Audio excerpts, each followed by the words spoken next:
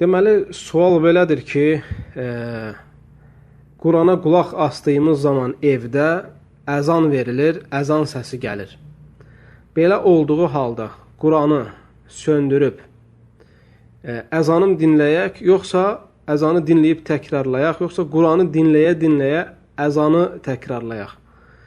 Bu məsələ, cavab odur ki, bu məsələ ciddi məsələ deyil. Lakin ən gözəli nədir? Ən gözəli nədir?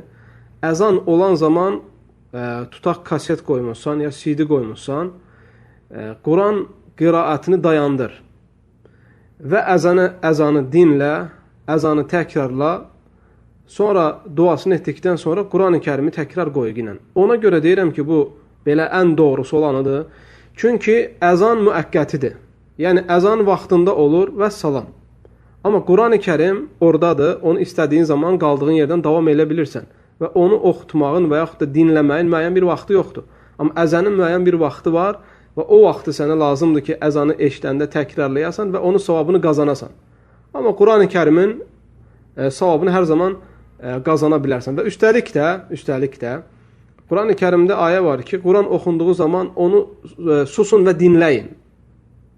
Bu ayə əməl olaraq Quran-ı Kərimi dayandırırsan, əzanı dinləyib təkrarlayırsan və sonra həmin qaldığı yerdən qoşursan və təkrar dinləməyə davam edirsən.